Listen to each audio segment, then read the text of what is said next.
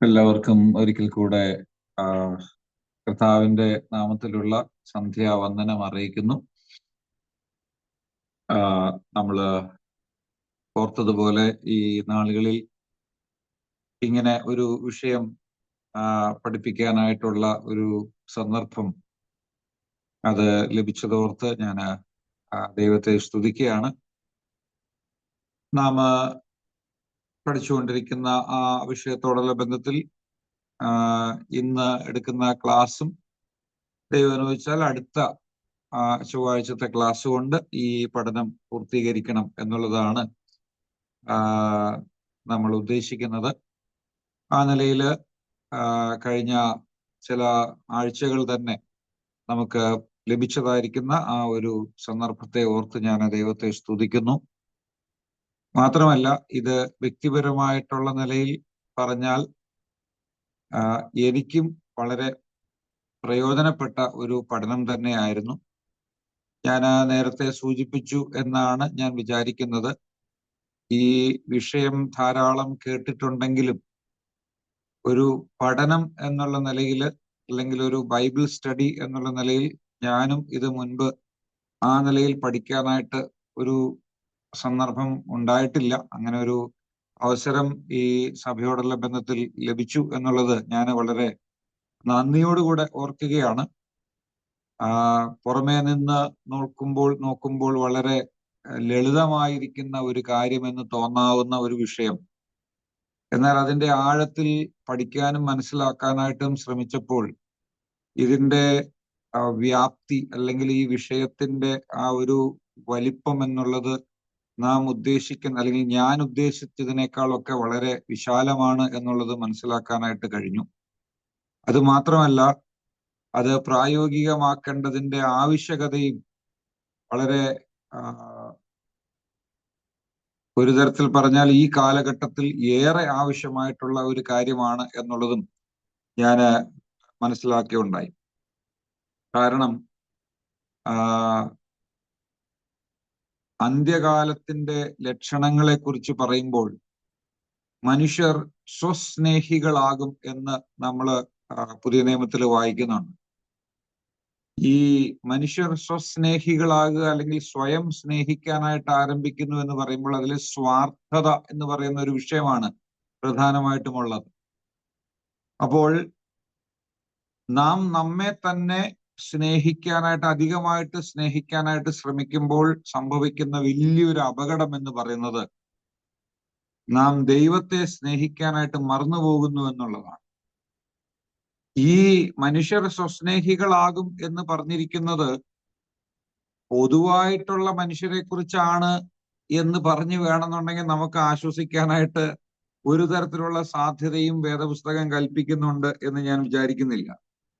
തിമോത്തിയോസിന് എഴുതിയ 2-ാം ലേഖനം അതിന്റെ 3-ാമത്തെ അധ്യായത്തിലാണ് ഈ വിഷയം പറഞ്ഞിട്ടുള്ളത്. 2 Timothy chapter 3 verse 1 and 2 we read that in the end times people will be lovers of self. അവിടെ മറ്റുള്ളതായിരിക്കുന്ന പല കാര്യങ്ങളും പറഞ്ഞിട്ടുണ്ട്. അത് ഞാൻ ഇതിന്റെ തുടക്കത്തിൽ എടുത്ത് പറഞ്ഞ ഒരു കാര്യമാണെന്നാണ് ഞാൻ വിചാരിക്കുന്നത്. ഏറ്റവും ആദ്യത്തെ ഒരു ക്ലാസ്സിൽ തന്നെ ഞാൻ പറഞ്ഞിരുന്നു. Men will be lovers of self, lovers of money and lovers of pleasure. ഇത് ഈ 2 തിമോത്തിയോസ് 3-ാം അധ്യായത്തിന്റെ ആദ്യത്തെ ചില വാക്യങ്ങളിൽ നമ്മൾ കാണുന്ന കാര്യമാണ്. മനുഷ്യർ സ്വയസ്നേഹികളായിട്ട് മാറും, മനുഷ്യർ ദ്രവ്യാഗ്രഹികളായിട്ട് മാറും. എന്ന് പറഞ്ഞാൽ ലവേഴ്സ് ഓഫ് മണി എന്നാണ്. ദ്രവ്യത്തെ സ്നേഹിക്കുന്നവരായിട്ട് മാറും. 3, അവര് നാം വായിക്കുന്ന ലവേഴ്സ് ഓഫ് പ്ലഷർ, അവിടെ ഭോഗപ്രിയരായി, വളരെ ഭോഗങ്ങളിൽ എന്ന് പറയുമ്പോൾ ലവേഴ്സ് ഓഫ് പ്ലഷർ എന്ന് പറഞ്ഞാൽ അവരുടെ ശരീരത്തെ സന്തോഷിപ്പിക്കുന്ന കാര്യങ്ങളിൽ അധികം സ്നേഹിക്കുന്നവരായിട്ട് മാറുകയും ചെയ്യുമെന്ന്, ദൈവപ്രിയം ഇല്ലാതെയായി തീരുമെന്ന് അവിടെ നമ്മൾ വായിക്കുന്നുണ്ട്. They would be lovers of pleasure rather than lovers of God. ദൈവത്തെ സ്നേഹിക്കുന്നതിന് പകരം സ്വസ്നേഹികളും പണത്തെ സ്നേഹിക്കുന്നവരും അതുപോലെ തന്നെ പ്ലഷർ അല്ലെങ്കിൽ ഭോഗങ്ങളെ, പലവിധമായിരിക്കുന്ന ലോകത്തെ, ഭൗമികമായിരിക്കുന്ന കാര്യങ്ങളെ സ്നേഹിക്കുന്നവരുമായിട്ട് തീരുമെന്ന് ദൈവത്തിന്റെ വചനം പറയുന്നുണ്ട്. അതുകൊണ്ട് യഥാർത്ഥത്തിൽ ദൈവത്തെ സ്നേഹിക്കാനായിട്ട്, ദൈവത്തെ സ്നേഹിക്കേണ്ട ദൈവമക്കൾ ഈ വിഷയത്തോടുള്ള ബന്ധത്തിൽ എത്രമാത്രം പ്രാധാന്യം ആ വിഷയത്തിൽ കൽപ്പിക്കണം എന്നുള്ളതാണ് എന്റെ ഹൃദയത്തിലൂടെ കടന്നുപോയതായിരിക്കുന്ന ഒരു ചിന്ത. അതുകൊണ്ട് ഈ വിഷയം ഏറെ കാലിക പ്രസക്തമാണ്, അല്ലെങ്കിൽ the subject is very much relevant for this 21st century because we know that we are living in the end times. അപ്പം അതുകൊണ്ട് നാം അത് വളരെ പ്രാധാന്യത്തോടുകൂടെ കാണാനായിട്ട് ഇടയാകണം. കർത്താവ് നമ്മെ സഹായിക്കട്ടെ. ദൈവത്തെ പൂർണ്ണ മനസ്സോടെയും പൂർണ്ണ ആത്മാവോടെയും പൂർണ്ണ ശക്തിയോടെയും അതുപോലെ തന്നെ പൂർണ്ണ ഹൃദയത്തോടെയും സ്നേഹിക്കുക എന്നുള്ളതാണല്ലോ നാം പഠിച്ചുകൊണ്ടിരിക്കുന്ന ആ ഒരു വിഷയം. നമ്മൾ കഴിഞ്ഞ ദിവസം പഠിച്ച കാര്യങ്ങളൊക്കെ ഞാൻ വീണ്ടും ആവർത്തിക്കാനായിട്ട് ആഗ്രഹിക്കുന്നില്ല.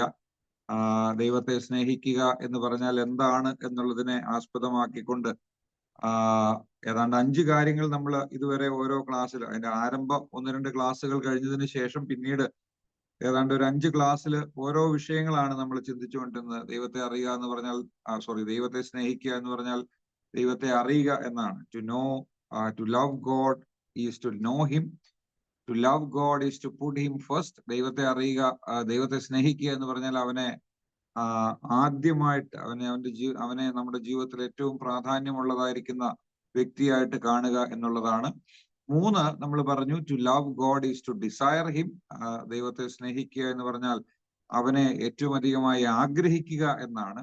4 to love God is to obey him. ദൈവത്തെ സ്നേഹിക്കുക എന്ന് പറഞ്ഞാൽ അവനെ അനുസരിക്കുക എന്നുള്ളതാണ്. കഴിഞ്ഞ ക്ലാസ്സിൽ നാം കണ്ടു to love God is to serve him. ദൈവത്തെ സ്നേഹിക്കുക എന്ന് പറഞ്ഞാൽ അവനെ സേവിക്കുക എന്നുള്ളതാണ്. എങ്ങനെ അവനെ സേവിക്കണം എന്നുള്ള കാര്യങ്ങളെ കുറിച്ചൊക്കെ നമ്മൾ ചിന്തിക്കുകയുണ്ടായി. ആ സമയത്ത് ഞാൻ പറഞ്ഞിരുന്നു, അടുത്ത ക്ലാസ്സിൽ നമ്മൾ ചിന്തിക്കാനായിട്ട് പോകുന്നതായിരിക്കുന്ന ഒരു വിഷയം എന്ന് പറയുന്നത് ആ പറഞ്ഞതായിരിക്കുന്ന കാര്യത്തോട് ബന്ധപ്പെട്ടാണ്, അല്ലെങ്കിൽ അതിനോട് ചേർന്നുള്ള ഒരു ചിന്തയാണ് എന്ന് ഞാൻ പറയുകയുണ്ടായി. ഇന്ന് നാം ചിന്തിക്കാനായിട്ട് പോകുന്നത് ദൈവത്തെ സ്നേഹിക്കുക എന്ന് പറയുന്നത് what does it mean to love God. അതിനകത്ത് 6ാമത്തെ പോയിന്റ് എന്ന് പറയുന്നത്, 6ാമത്തെ കാര്യം എന്ന് പറയുന്നത്, to love God is to love his temple, or to love God is to love his church. ദൈവത്തെ സ്നേഹിക്കുക എന്ന് പറഞ്ഞാൽ അവന്റെ ആലയത്തെ സ്നേഹിക്കുക എന്നാണ്, അല്ലെങ്കിൽ അവന്റെ സഭ. നമ്മളിപ്പോ പഴയ നിയമകാലത്തെ കുറിച്ച് പറയുമ്പോഴാണ് ഈ ആലയം എന്നുള്ള വാക്ക് കൂടുതലായിട്ട് ഉപയോഗിക്കുന്നത്. പുതിയ നിയമ കാലഘട്ടത്തിലോടുള്ള ബന്ധത്തിൽ നമ്മൾ പറയുമ്പോൾ അവന്റെ സഭ എന്നുള്ള നിലയിലാണ് നമ്മൾ അതിനെ കാണുന്നത്. നോക്കുക, ഞാൻ ഈ പറയുന്നതായിരിക്കുന്ന ആശയം നിങ്ങൾക്ക് ഉൾക്കൊള്ളാനായിട്ട് വലിയ പ്രയാസം ഉണ്ടാകില്ല. എന്നാൽ പോലും ഇത് വളരെ പ്രധാനമായിട്ടുള്ള ഒരു കാര്യമാണ്. നമ്മള് ഈ ദൈവത്തെ പൂർണ്ണ മനസ്സോടും പൂർണ്ണ ഹൃദയത്തോടും ഒക്കെ സ്നേഹിക്കണമെന്ന് പറയുന്നത് ആ ഒരു കാര്യത്തോടുള്ള ബന്ധത്തിൽ പറയുമ്പോൾ അത് നമുക്ക് ആവർത്തന പുസ്തകം 6ാം അധ്യായത്തിലാണല്ലോ വാക്യം ആദ്യമായിട്ട് കാണുന്നത്. 10 കൽപ്പനകൾ ഈ ജനത്തിന് കൊടുത്തതിന് ശേഷമാണ് ഈ കാര്യം അവരോട് പറയുന്നത്. ഈ 10 കൽപ്പനകൾ എന്ന് പറയുന്നത് നമുക്ക് വളരെ വ്യക്തമായിട്ട് അറിയാം. ഈ 10 കൽപ്പനകളെ 2ആയിട്ട് ചുരുക്കിയാണ് കർത്താവ് ഈ പുതിയ നിയമത്തിൽ അവതരിപ്പിക്കുന്നത്. അല്ലെങ്കിൽ അവതരിപ്പിക്കുക എന്ന് പറയുമ്പോൾ അതിനെ സമ്മറൈസ് ചെയ്തിട്ട് 2 കൽപ്പനകളാക്കിയാണ് പറയുന്നത്. അത് നിന്റെ ദൈവമായ യഹോവയെ നീ പൂർണ്ണ ഹൃദയത്തോടും പൂർണ്ണ മനസ്സോടും കൂടെ സ്നേഹിക്കണം എന്ന് പറയുന്നതിന്റെ കൂട്ടത്തിൽ തന്നെ നിന്റെ അയൽക്കാരനെ സ്നേഹിക്കണം എന്നുള്ള കൽപ്പനയും കൂടെ അതിനോട് ചേർത്ത് പറയുന്നു. പൗലോസ് അപ്പോസ്തലൻ പിന്നീട് ഇത് നിന്റെ അയൽക്കാരനെ സ്നേഹിക്കുക എന്ന് പറയുന്നതിനകത്ത്, അല്ലെങ്കിൽ നീ മറ്റുള്ള സഹോദരനെ സ്നേഹിക്കുക എന്ന് പറയുന്നതിനകത്ത് ന്യായപ്രമാണം മുഴുവൻ അടങ്ങിയിരിക്കുന്നു എന്ന് പറയുന്ന ഒരു സ്ഥിതിയിലേക്ക് വരുന്നുണ്ട്. അതിന്റെ കാരണം എന്താണെന്ന് വെച്ചാൽ, ദൈവത്തെ സ്നേഹിക്കുന്ന ഒരു വ്യക്തി തീർച്ചയായിട്ടും ആ ദൈവത്തിന്റെ സ്നേഹം വെളിപ്പെടുത്തുന്ന ചില മേഖലകളാണ്. ദൈവത്തിന്റെ സ്നേഹം അത് പ്രകടിപ്പിക്കുന്ന ചില ചില ചില ചില ചില സ്ഥലങ്ങളുണ്ട്. ഞാൻ അതിലേക്ക് പതുക്കെ കടന്നു വരാമെന്ന് വിചാരിക്കുകയാണ്.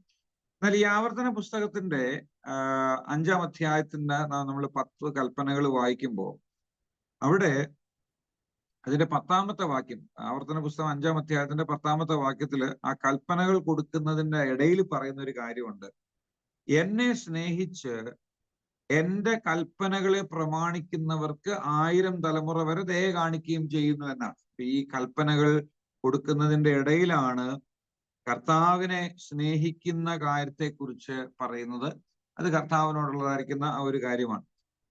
എന്നാൽ അതിനെ തുടർന്ന് നമ്മൾ പിന്നീടുള്ളതായിരിക്കുന്ന കൽപ്പനകളൊക്കെ വായിക്കുമ്പോൾ ആദ്യത്തെ 4 കൽപ്പനകൾ, 10 കൽപ്പനകളിൽ the first 4 commandments talks about our responsibility toward God. ആദ്യത്തെ 4 കൽപ്പനകള് നമ്മുടെ ദൈവവുമായിട്ടുള്ള ബന്ധത്തിലുള്ള നമ്മുടെ ഉത്തരവാദിത്തങ്ങളെ ആണ് വളരെ വ്യക്തമായിട്ട് രേഖപ്പെടുത്തുന്നത്. The next 6 commandments talks about our responsibility toward the people around us. നമുക്ക് ചുറ്റുമുള്ളതായിരിക്കുന്ന ആളുകളോടുള്ള ബന്ധത്തിലുള്ള നമ്മുടെ ഉത്തരവാദിത്തങ്ങളാണ് അടുത്ത 6 കൽപ്പനകൾ നമുക്ക് കൃത്യമായിട്ട് കാണാനായിട്ട് കഴിയുന്നത്. The first 4 talks about our vertical relationship, and the next 6 commandments talks about our horizontal relationships. നമ്മുടെ വെർട്ടിക്കൽ റിലേഷൻഷിപ്പ്, മേളിലേക്ക് ദൈവവുമായിട്ടുള്ള ബന്ധത്തെയാണ് ആദ്യത്തെ 4 കൽപ്പനകൾ കാണിക്കുന്നതെങ്കിൽ അടുത്ത 6 കൽപ്പനകൾ കാണിക്കുന്നത് നമ്മുടെ ഹൊറിസോണ്ടൽ, നമ്മുടെ ചുറ്റുമുള്ളതായിരിക്കുന്ന ആളുകളുമായിട്ടുള്ള ബന്ധത്തിൽ. അപ്പോ ഈ ദൈവത്തെ സ്നേഹിക്കുന്നതായിരിക്കുന്ന വ്യക്തി ആ സ്നേഹം അഥവാ ദൈവത്തോടുള്ള ബന്ധത്തിലുള്ള ശരിയായ ഉത്തരവാദിത്തങ്ങൾ നിറവേറ്റുന്ന ഒരാള് തീർച്ചയായിട്ടും ആ തനിക്ക് ചുറ്റുമുള്ളതായിരിക്കുന്ന ആളുകളുമായിട്ടുള്ള ബന്ധവും നിറവേറ്റേണ്ടതാണ് എന്നുള്ള കാര്യം വളരെ വ്യക്തമായിട്ട് പഴയ നിയമ കാലഘട്ടത്തിൽ നമുക്ക് കാണാനായിട്ട് കഴിയുന്നുണ്ട്. Even when we come to the New Testament, this is what we see in the epistles. നമ്മൾ not only in the epistles, even in the Gospels, in the epistles, everywhere in the New Testament, this principle is seen everywhere. That if you love God, you will demonstrate that love to people around you. You will definitely express that love in your day-to-day life. ഞാനത് ഈ സഭ എന്നുള്ളതും ദേവാലയം എന്നുള്ളതിനെയും രണ്ട് കാര്യങ്ങളാണ്. ഞാൻ പഴയ നിയമ കാലഘട്ടത്തിലുള്ളതായിരിക്കുന്ന കാര്യത്തെക്കുറിച്ചാണ് ദേവാലയം എന്ന് പറയുന്നത്. ആ ദേവാലയം എന്ന് പറയുമ്പോൾ കേവലം ഒരു കെട്ടിടം എന്നുള്ള അർത്ഥത്തിലല്ല അതുകൊണ്ട് അർത്ഥമാക്കുന്നത്. സഹോദരന്മാർ, ദൈവമക്കൾ ഒരുമിച്ച് കൂടുന്നതായിരിക്കുന്ന ആ സ്ഥലം എന്ന് പറയുന്നതാണ്. പുതിയ നിയമത്തിൽ വരുമ്പോൾ 1 John chapter 4 verse 21 ഇതാണ് നമ്മൾ കാണുന്നത്. 1 John 4 verse 21, ദൈവത്തെ സ്നേഹിക്കുന്നവൻ സഹോദരനെയും സ്നേഹിക്കണം എന്നീ കൽപ്പന നമുക്ക് അവനിൽ നിന്ന് ലഭിച്ചിരിക്കുന്നു. ദൈവത്തെ സ്നേഹിക്കുന്നവൻ സഹോദരനെയും സ്നേഹിക്കണം. അതിന്റെ 20-ാമത്തെ വാക്യത്തിൽ ഇങ്ങനെയാണ് പറയുന്നത്, ഞാൻ ദൈവത്തെ സ്നേഹിക്കുന്നു എന്ന് പറയുകയും തന്റെ സഹോദരനെ പകയ്ക്കുകയും ചെയ്യുന്നവൻ കള്ളനാകും. താൻ കണ്ടിട്ടുള്ള സഹോദരനെ സ്നേഹിക്കാത്തവന് കണ്ടിട്ടില്ലാത്ത ദൈവത്തെ സ്നേഹിക്കുവാൻ കഴിയുന്നതല്ല. ദൈവസ്നേഹം എന്ന് പറയുന്ന ആ ഒരു കാര്യം, അതിനെ വെളിപ്പെടുത്താനുള്ള ഏറ്റവും വലിയ ഒരു അല്ലെങ്കിൽ ഏറ്റവും ഉന്നതമായ ഒരു സ്ഥലമായിട്ട്, ഒരു സന്ദർഭമായിട്ടാണ് ദൈവമക്കളുടെ ആ ഒരു ഗ്യാതറിങ്ങിനെ കാണുന്നത്. ദൈവമക്കൾ ഒരുമിച്ച് കൂടുന്നതായിരിക്കുന്ന സ്ഥലം, ദൈവജനം ഒരുമിച്ച് കൂടുന്നതായിരിക്കുന്ന സ്ഥാനം, അത് ദൈവത്തോടുള്ളതായിരിക്കുന്ന സ്നേഹത്തിന്റെ വലിയൊരു പ്രകടനമായിട്ടാണ് ഇവിടെ മനസ്സിലാക്കാനായിട്ട് കഴിയുന്നത്. ഞാൻ അതിനെ ആ ഒരു നിലയിൽ പറയുമ്പോൾ അത് എന്താണ് എന്നുള്ളത് ഞാൻ കൃത്യമായിട്ട് ദൈവവചനത്തിന്റെ അടിസ്ഥാനത്തിൽ തന്നെ പറയാനായിട്ട് ശ്രമിക്കുക. ഈ പഴയ നിയമ കാലഘട്ടത്തിൽ നാം നോക്കുമ്പോൾ ഈ പ്രത്യേകിച്ച് ഒരു കാര്യം ഈ ആവർത്തന പുസ്തകത്തില് ആവർത്തിച്ച് കൊടുത്തിട്ടുള്ളതായിരിക്കുന്ന ഒരു കൽപ്പനയാണ് ദൈവത്തെ മറക്കരുത് എന്നുള്ളത്. One of the commandments that is repeated throughout the book of Deuteronomy is not to forget your Lord. അതിന്റെ എല്ലാ വാക്യങ്ങളും എടുത്ത് വായിക്കാനായിട്ടൊന്നും ഞാനിപ്പോൾ ശ്രമിക്കുന്നില്ല. ഈ 6-ാം അധ്യായത്തിന്റെ 12-ാമത്തെ വാക്യത്തില് നമ്മൾ വായിക്കുന്ന, അതായത് ആവർത്തന പുസ്തകം 6-ാം അധ്യായത്തിന്റെ 12-ാമത്തെ വാക്യം, Deuteronomy chapter 6 verse 12. Watch yourself that you do not forget the Lord who brought you from the land of Egypt. നിന്നെ അടിമ വീടായ മിസ്രയീം ദേശത്ത് നിന്ന് കൊണ്ടുവന്ന യഹോവയെ മറക്കാതിരിപ്പാനായിട്ട് സൂക്ഷിച്ചുകൊള്ളുക. ഈ വാക്യം 8-ാം അധ്യായത്തില്, അതിന്റെ അടുത്ത അധ്യായങ്ങളിലൊക്കെ ആവർത്തിക്കുന്നുണ്ട്. 8-ാം അധ്യായത്തിലും അതുപോലെ തന്നെ 9-ാമത്തെ അധ്യായത്തിലും ഇങ്ങനെ തുടർന്നുള്ളതായിരിക്കുന്ന പല അധ്യായങ്ങളിലും നമുക്ക് ഈ കാര്യം വളരെ വ്യക്തമായിട്ട് വായിക്കാനും മനസ്സിലാക്കാനായിട്ടും കഴിയുന്നതായിരിക്കുന്ന ഒരു കാര്യമാണ്. അതുകൊണ്ട് ഞാൻ ആ വാക്യങ്ങളിലേക്കൊന്നും പോകുന്നില്ല. നിങ്ങൾ സ്വയമായിട്ടുള്ള നിലയിൽ വായിച്ചു നോക്കിയാൽ മനസ്സിലാക്കാനായിട്ട് കഴിയും. ഈ ആവർത്തന പുസ്തകത്തിൽ തന്നെ എത്ര പ്രാവശ്യം ആവർത്തിച്ച് പറഞ്ഞിട്ടുണ്ട് ഈ നിന്റെ ദൈവമായ യഹോവയെ മറക്കരുത് എന്നുള്ളതായിരിക്കുന്ന ഒരു കാര്യം.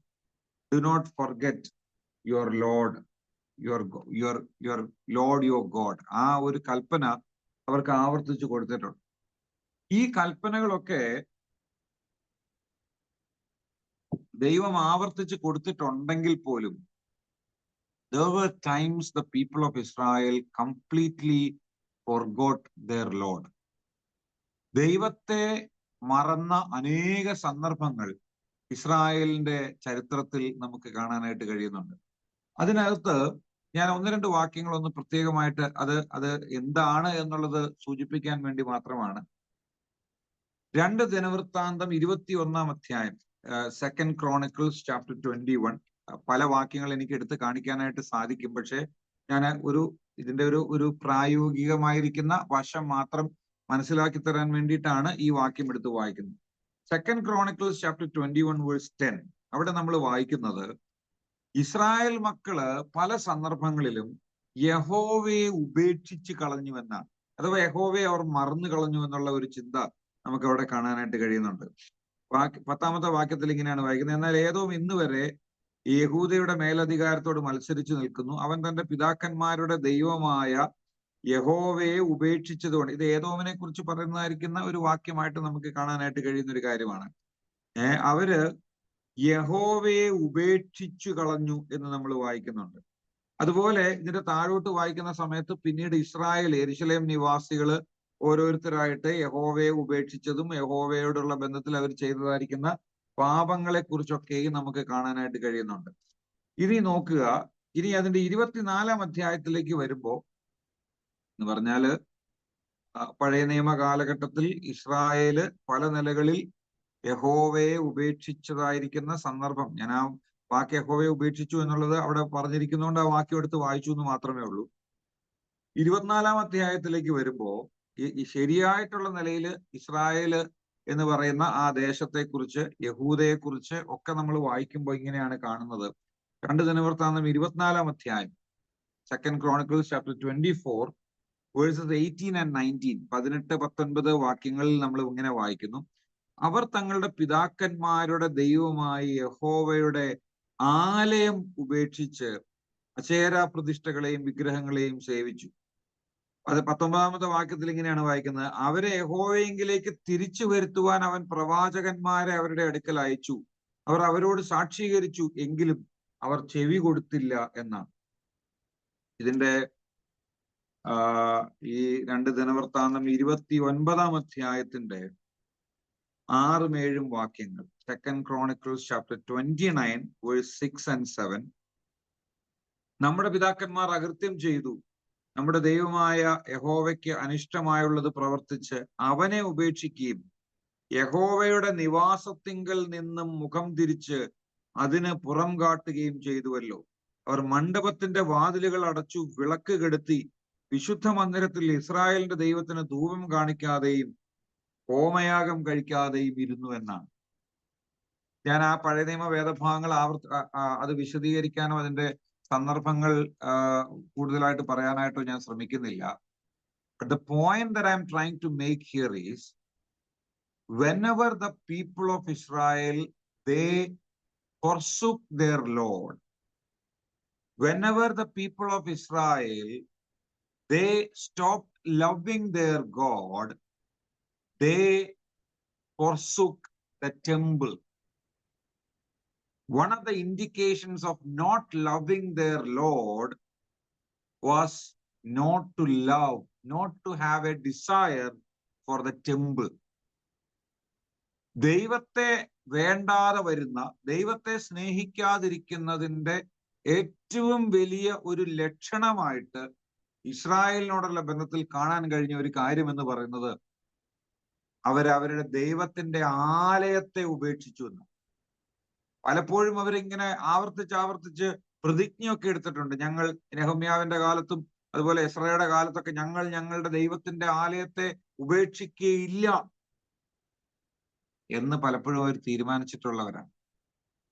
പക്ഷേ അവർ തീരുമാനമൊക്കെ എടുത്തെങ്കിലും അവരുടെ ജീവിതത്തില് പലപ്പോഴും അവർ യഹോവയുടെ ആലയത്തെ ഉപേക്ഷിച്ച് കളയുന്നവരായിട്ട് തീർന്നിട്ടുണ്ട്. സോ അതുകൊണ്ടാണ് ഞാൻ ആ നിലയിലുള്ള ഒരു കാര്യം പറഞ്ഞത്.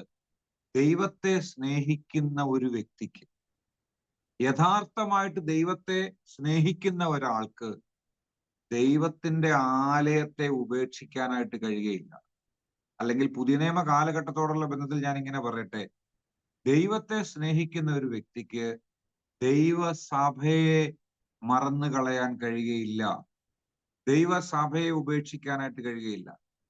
അതിന്റെ കാരണം വളരെ വ്യക്തമായിട്ട് ഞാൻ കൃത്യമായിട്ട് നിങ്ങളോട് പറയാം. കർത്താവ് ഏറ്റവും കൂടുതൽ സ്നേഹിക്കുന്നത് തന്റെ സഭയാണ്. പുതിയ നിയമ കാലഘട്ടത്തോടുള്ള ബന്ധത്തിലാണല്ലോ നമ്മളിപ്പം അതിന്റെ ഏറ്റവും പ്രസക്തമായിട്ടുള്ള നിലയിൽ ചിന്തിക്കേണ്ടത്. കർത്താവ് ഏറ്റവും കൂടുതൽ സ്നേഹിക്കുന്നത് കർത്താവിന്റെ സഭയാണ്. തന്റെ രക്തം ചൊരിഞ്ഞ് അതിനെ വിലയ്ക്ക് വാങ്ങിയതാണ്. ഞാൻ അതിലേക്ക് വരാം. ദൈവത്തെ സ്നേഹിക്കുന്ന ഒരാൾക്ക് ദൈവം ഏറ്റവും അധികം സ്നേഹിക്കുന്ന ഒരു കാര്യത്തെ സ്നേഹിക്കാതിരിക്കാനായിട്ട് കഴിയും.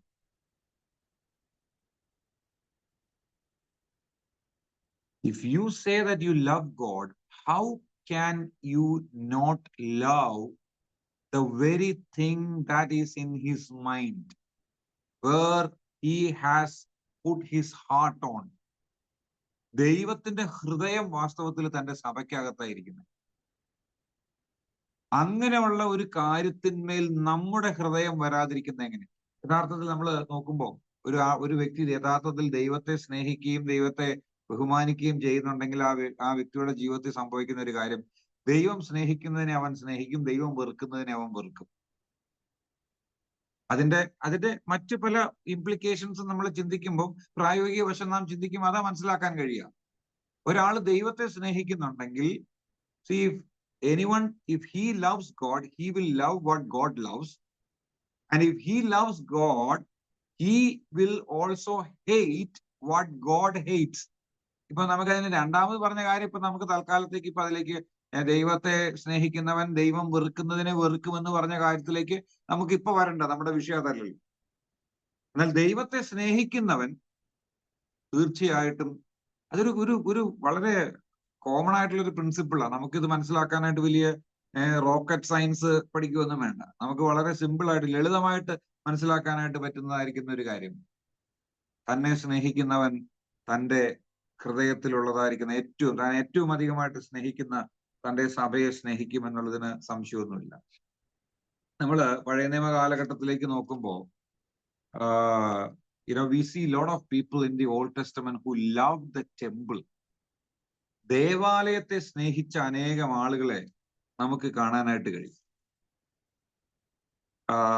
Let me give you few examples. ചില ഉദാഹരണങ്ങൾ ഞാൻ നിങ്ങൾക്ക് മുമ്പാകെ കൊണ്ടുവരാനായിട്ട് ആഗ്രഹിക്കാം. Psalm 122 verse 1, you see the words of David. David is a person who really loved the temple. ദൈവത്തെ താൻ അധികമായിട്ട് സ്നേഹിച്ചു, തന്നെ ദൈവത്തിന്റെ സ്നേഹിതൻ എന്ന് വിളിച്ചിട്ടുണ്ട്, നമുക്കറിയാമല്ലോ. He was a man after God's own heart. ദൈവത്തിന്റെ ഹൃദയപ്രകാരമുള്ള മനുഷ്യൻ എന്ന് പറഞ്ഞിട്ടുള്ളതായിരിക്കുന്ന ഒരു വ്യക്തിയാണ് ദാവീദ്. ആ ദാവീദ് ദേവാലയത്തെ വളരെയധികം സ്നേഹിച്ചിരുന്ന ഒരാളാണ്. നോക്കുക, അത് തന്റെ വാക്കുകളിൽ വളരെ വ്യക്തമാണ്. Psalm 122 and verse 1 says like this: യഹോവയുടെ ആലയത്തിലേക്ക് നമുക്ക് പോകാമെന്ന് അവർ എന്നോട് പറഞ്ഞപ്പോൾ ഞാൻ സന്തോഷിച്ചു. നമുക്ക് അതിന്റെ താഴോട്ടുള്ളതായിരിക്കുന്ന വാക്യങ്ങള് ഞാനിപ്പോ വായിക്കുന്നില്ല, പക്ഷെ അത് നമുക്ക് എല്ലാവർക്കും പരിചയമുള്ളതായിരിക്കുന്ന വാക്യമാണ്. I was glad when they said to me, let us go to the house of the Lord. He was rejoicing when someone said to him, let us go to the temple. ദേവാലയത്തിലേക്ക് പോകാമെന്ന് പറഞ്ഞപ്പം അത് തന്റെ ജീവിതത്തിൽ വലിയ സന്തോഷം ഉണ്ടായി തന്നൊരു കാര്യമാണ്. കാരണം താൻ ഏറെ ഇഷ്ടപ്പെട്ടതായ ഒരു കാര്യമാണ്, തനിക്ക് വളരെ സന്തോഷമുണ്ടായിരുന്ന ഒരു കാര്യമാണ്. താൻ വളരെയധികം ദേവാലയത്തെ സ്നേഹിച്ചിരുന്നു എന്നുള്ളത് അതിൽ നിന്ന് വളരെ വ്യക്തമാണ്. പിന്നീട് കോരഹപുത്രന്മാരെ കുറിച്ച് നമുക്കറിയാം. നമ്മൾ നോക്കുന്ന ഒരു കാര്യം, അവിടെ സൈന്യങ്ങൾ 84-ാം സങ്കീർത്തനത്തിന്റെ 1-2 വാക്യങ്ങൾ നാം ഇങ്ങനെയാണ് വായിക്കുന്നത്. നമ്മൾ നേരത്തെ ദൈവത്തെ ആഗ്രഹിക്കുന്നു എന്നുള്ളതായിരിക്കുന്ന ഒരു കാര്യത്തെ കുറിച്ച് പറഞ്ഞല്ലോ. To love God is to desire him. ആ ഒരു ഡിസയർ, ആ ഒരു ആഗ്രഹത്തിന്റെ പുറമേ ഉള്ളതായിരിക്കുന്ന ഒരു എക്സ്പ്രഷനാണ് ഈ ദേവാലയവുമായിട്ട് ബന്ധപ്പെട്ടതായിരിക്കുന്ന ഒരു കാര്യം എന്ന് പറയുന്നത്. അത് നമുക്ക് ഇവിടെ കാണാനായിട്ട് കഴിയുന്നത് ഇങ്ങനെയാണ്. Psalm 84:1, സൈന്യങ്ങളുടെ യഹോവേ തിരുനിവാസം എത്ര മനോഹരം. ചില ട്രാൻസ്ലേഷനിൽ, ചില ഇംഗ്ലീഷ് ട്രാൻസ്ലേഷനിൽ ഞാൻ ഇങ്ങനെയാ വായിക്കുന്നത്, how I love your dwelling places എന്നാണ്. സൈന്യങ്ങളുടെ യഹോവേ, ഞാൻ എന്തുമാത്രം നിന്റെ തിരുനിവാസത്തെ സ്നേഹിക്കുന്നു എന്ന് ചില ഇംഗ്ലീഷ് പരിഭാഷകളിൽ പരിഭാഷപ്പെടുത്തിയിട്ടുണ്ട്. ഇങ്ങനെയാണ് വായിക്കുന്നത്, my soul longed and even yearned for the courts of the Lord. എന്റെ ഹൃദയവും എന്റെ ഉള്ളം യഹോവയുടെ പ്രാകാരങ്ങളെ വാഞ്ചിച്ച് മോഹിച്ചു പോകുന്നു. എന്റെ ഹൃദയവും എന്റെ മാംസവും ജീവനുള്ള ദൈവത്തെ നോക്കി ഘോഷിക്കുന്നു എന്നാണ്. നിന്റെ പ്രാകാരങ്ങളിൽ കഴിക്കുന്ന ഒരു ദിവസം വേറെ 1000 ദിവസത്തെക്കാൾ ഉത്തമമല്ലോ. ദുഷ്ടന്മാരുടെ കൂടാരങ്ങളിൽ പാർക്കുന്നതിനേക്കാൾ എന്റെ യഹോവയുടെ ആലയത്തിങ്കൽ വാതിൽ കാവൽക്കാരനായിരിക്കുന്നത് എനിക്ക് ഏറെ ഇഷ്ടം. Psalm 84:10. ആ കോരഹപുത്രന്മാര് എന്തുമാത്രം ഈ ദേവാലയത്തെ സ്നേഹിച്ചിരുന്നു. How much the sons of Kora loved the temple. എന്തുമാത്രം അവര് ആ തിരുനിവാസത്തെ, ദൈവികമായിരിക്കുന്ന ആ സാന്നിധ്യമുള്ളതായിരിക്കുന്ന ഇടത്ത്, ദൈവമക്കൾ കൂടുന്നതായിരിക്കുന്ന സ്ഥലത്തെ അവർ സ്നേഹിച്ചിരുന്നു എന്നുള്ളത് നമുക്ക് കാണാനായിട്ട് കഴിയും. ഞാനിത് പഴയ നിയമത്തോടുള്ള ബന്ധത്തിൽ പറയുമ്പോൾ ആ ദൈവത്തിന്റെ ആ സാന്നിധ്യവും ആ കാര്യങ്ങളൊക്കെ വസിച്ചിരുന്ന ഒരു സ്ഥലമായിട്ട്, അല്ലെങ്കിൽ അതിന്റെ ഒരു പ്രത്യക്ഷമായ അടയാളമായിട്ട് അവര് ദേവാലയത്തെ കണ്ടിരുന്നു എന്നുള്ളത് നമുക്കറിയാം. എന്നാൽ പുതിയ നിയമത്തിലേക്ക് വരുമ്പോൾ ഇന്ന് എന്താണ് ആ ദേവാലയം എന്നുള്ളത് നമുക്ക് നന്നായിട്ട് അറിയാവുന്നത് കൊണ്ട് ഞാൻ അതിനെ ഇപ്പോൾ വിശദീകരിക്കാനായിട്ട് ശ്രമിക്കുന്നില്ല. മറ്റൊന്ന്, ദേവാലയത്തെ സ്നേഹിച്ച മറ്റൊരു വ്യക്തിയെ നാം കാണുന്നുണ്ട്. 1 ശമൂവേൽ 1-ാം അധ്യായത്തിന്റെ 3-ാമത്തെ വാക്യം, 1 Samuel chapter 1 and verse 3. അവിടെ നാം വായിക്കുന്നത് 1 Samuel chapter 1 and verse 3, അവൻ ശീലോവിൽ സൈന്യങ്ങളുടെ യഹോവയെ നമസ്കരിക്കുവാനും അവന് യാഗം കഴിക്കുവാനും തന്റെ പട്ടണത്തിൽ നിന്ന് ആണ്ടുതോറും ശീലോവിലേക്ക് പോവുക പതിവായിരുന്നു. ഏലിയുടെ 2 പുത്രന്മാരായി യഹോവയ്ക്ക് പുരോഹിതന്മാരായ ഹൊഫ്നിയും ഫീനെഹാസും അവിടെ ഉണ്ടായിരുന്നു. നമ്മൾ അവിടെ വായിക്കുന്ന ഒരു കാര്യം, ഇത് എൽക്കാനയെ കുറിച്ചും ഹന്നയെ കുറിച്ചുമാണ് പറയുന്നത്. ഈ 2 ഭാഗത്ത് അല്ലെങ്കിൽ ഈ വേദഭാഗത്ത് നാം വായിക്കുന്നത് അവരെ കുറിച്ചാണ്. അവരവിടെ ദേവാലയത്തിലേക്ക് പോകാനായിട്ടുള്ള കാരണത്തെ കുറിച്ചൊക്കെ നമുക്ക് വളരെ വ്യക്തമായിട്ട് അറിയാം. എന്നാൽ അവര് ദേവാലയത്തെ സ്നേഹിച്ചു എന്നുള്ളതിന്റെ ഒരു വലിയ, ദൈവത്തോടായിരുന്നു അവരുടെ സ്നേഹം എന്നുള്ളതിന്റെ വലിയൊരു തെളിവ് ഞാൻ കണ്ടത്. നോക്കുക, അതിന്റെ 3-ാമത്തെ വാക്യത്തില് ഇവരെല്ലാ വർഷവും, see, it was a practice for Elkanah and Hannah to go to the temple of the Lord, or to go to the presence of the Lord, and this ark of the Lord was kept in Shiloh at that time, so that's the reason why they went to Shiloh. ഷീലോയിലാണ് അന്ന് ഈ പെട്ടകം വെച്ചിരുന്നത്. അതുകൊണ്ടാണ് ഈ എൽക്കാനയും ഹന്നയും ഈ പെട്ടകം വരുന്ന സ്ഥലത്തേക്ക് പോകുന്നത്. അപ്പൊ അതുകൊണ്ട് അവിടെ ദൈവത്തിന്റെ അടുക്കിലേക്ക് അല്ലെങ്കിൽ ദൈവാലയത്തിലേക്ക് ചെല്ലുന്ന ഒരു നിലയിലാണ് അവരതിനെ കാണുന്നത്.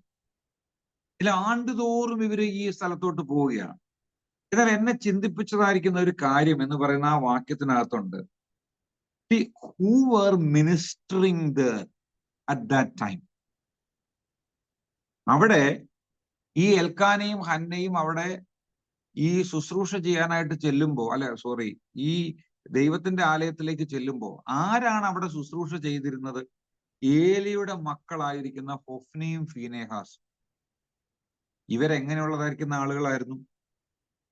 ഈ ഹൊഫ്നിയും ഫീനേഹാസും എങ്ങനെയുള്ളതായിരിക്കുന്ന ആളുകളായിരുന്നു എന്നുള്ളത് നമുക്ക് ഈ പുസ്തകത്തിൽ വായിക്കാനായിട്ട് കഴിയുന്നുണ്ട്. ഞാൻ അതിന്റെ ഭാഗത്തേക്ക് ഒന്നും പോകുന്നില്ല. വളരെ മോശമായ നിലയിൽ ജീവിച്ചതായിരിക്കുന്ന രണ്ടാളുകളായിരുന്നു. വളരെ മോശമായിട്ടുള്ള നിലയിൽ ശുശ്രൂഷ ചെയ്ത് ദൈവത്തിന്റെ സന്നദ്ധിയിൽ ഒരു തരത്തിൽ പറഞ്ഞാൽ ഏറ്റവും ദൈവ കോപം ഏറ്റുവാങ്ങേണ്ടി വന്നതായിരിക്കുന്ന രണ്ടാൾക്കാരാണ്. But that did not prevent Hannah and Elkanah from going to the temple. ഇന്ന് പലപ്പോഴും കാണുന്ന ഒരു കാര്യമുണ്ട്. പലപ്പോഴും കാണുന്ന ഒരു കാര്യം എന്ന് പറഞ്ഞാൽ, ചില ആളുകളൊക്കെ സഭയിൽ പോകുന്നത് അല്ലെങ്കിൽ ദൈവമക്കളുടെ കൂട്ടത്തിലേക്ക് പോകുന്നതിന് തടസ്സമായിട്ട് പറയുന്ന ഒരു കാര്യം, അവിടുത്തെ ഇപ്പം എന്നെ കേൾക്കുന്ന ഈ ദുബായ് ക്രിസ്ത്യൻ അസംബ്ലിയോടുള്ള ബന്ധത്തിലല്ല ഇത് പറയുന്നത്. ഞാൻ മറ്റുള്ളതായിരിക്കുന്ന പല സ്ഥലങ്ങളിലും കേട്ടിട്ടുള്ളതായിരിക്കുന്ന ഒരു കാര്യമാണ്. അവിടുത്തെ സഭയിലെ എൽഡേഴ്സ് ശരിയല്ല, അവിടുത്തെ സഭയുടെ സുവിശേഷകൻ ശരിയല്ല, അതുകൊണ്ട് ഞങ്ങൾ അങ്ങോട്ടേക്ക് പോകുന്നില്ല. നമ്മൾ ഒരു സഭയിലേക്ക് പോകുന്നു, ഞാനിത് എന്റെ വിഷയം അല്ലെങ്കിൽ പോലും ആ ഒരു സന്ദർഭത്തോടുള്ള ബന്ധത്തിൽ പറയാതിരിക്കാനായിട്ട് എനിക്ക് നിർവാഹമില്ല.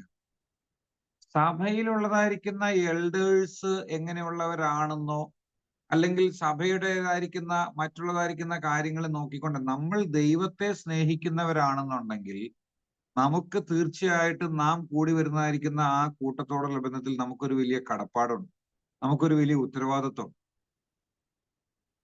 സഭയിലുള്ളതായിരിക്കുന്ന എൽഡേഴ്സിന് കുറവുകളും കുറ്റങ്ങളും ഒക്കെ ചിലപ്പോൾ കണ്ടുവെന്ന് വരാം. ഞാൻ ഈ പ്രസംഗിക്കുന്നതായിരിക്കുന്ന അല്ലെങ്കിൽ ഈ ക്ലാസ് എടുക്കുന്നതായിരിക്കുന്ന എന്നിൽ പലവിധമായിരിക്കുന്ന കുറവുകളും പ്രശ്നങ്ങളും ഒക്കെ ഉണ്ട്.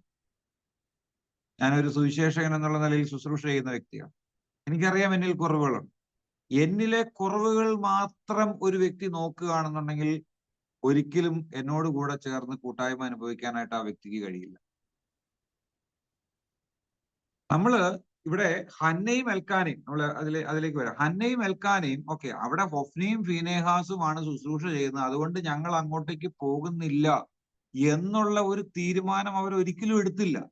അവര് പിന്നെയും ആണ്ടുതോറും അവർക്ക് ദൈവവുമായിട്ടൊരു കടപ്പാടുണ്ട്, ദൈവത്തോട് അവർക്കൊരു സ്നേഹം ഉണ്ടായിരുന്നു. ആ ദൈവത്തോടുള്ളതായിരിക്കുന്ന സ്നേഹം നിമിത്തമാണ്. ഹൊഫ്നിയും ഫീനേഹാസും അവിടെ എങ്ങനെ ഉണ്ടായിരുന്നു എന്നുള്ളത് നോക്കിയിട്ടല്ല, ദൈവത്തോടുള്ളതായിരിക്കുന്ന സ്നേഹം പ്രകടിപ്പിക്കാനായിട്ടുള്ള അല്ലെങ്കിൽ ആ ഒരു കാര്യമാണ് അവരെ ആ നിലയിലേക്ക് നയിച്ചത് എന്നുള്ളത് കാണാനായിട്ട് കഴിയും. നമുക്ക് പിന്നെ നെഹമ്യാവിന്റെ പുസ്തകത്തിലേക്ക് നാം വരുമ്പോൾ, നെഹമ്യാവിന്റെ പുസ്തകം നമുക്ക് ഇത് ഒന്നും വിശദീകരിച്ച് പറയേണ്ടതായിരിക്കുന്ന ആവശ്യമില്ല, എങ്കിലും ഞാൻ എന്റെ മനസ്സിൽ കടന്നു വന്ന ചിന്ത ആയതുകൊണ്ട് ഞാൻ പറയാം. നെഹമ്യാവ് അതിന്റെ നെഹമ്യ ചാപ്റ്റർ 1:2. എന്റെ സഹോദരന്മാരിൽ ഒരുത്തനായിരിക്കുന്ന ഹനാനിയും യഹൂദയിൽ നിന്ന് ചില പുരുഷന്മാരും വന്നു. ഞാൻ അവരോട് പ്രവാസത്തിൽ നിന്ന് തെറ്റി ഒഴിഞ്ഞു പോയ യഹൂദന്മാരെ കുറിച്ചും യെരുശലേമിനെ കുറിച്ചും ചോദിച്ചു. എന്താണ് ഈ യെരുശലേമിന്റെ പ്രത്യേകത? ഞാൻ ഈ നെഹമ്യാവിനെ കുറിച്ച്, നെഹമ്യാവ് വളരെ നാളുകൾ കഴിഞ്ഞ് കുറെ ഈ ശൂഷൻ രാജധാനിയിൽ ഇരിക്കുന്ന സമയം, അതിന്റെ ചരിത്രമൊന്നും പറയാനായിട്ട് നിർവാഹമില്ല. അപ്പം ചില ആളുകള് യഹൂദയിൽ നിന്ന് വന്നപ്പോ, അതന്നെ ശൂഷൻ എന്ന് പറയുന്നത് ഈ പണ്ട്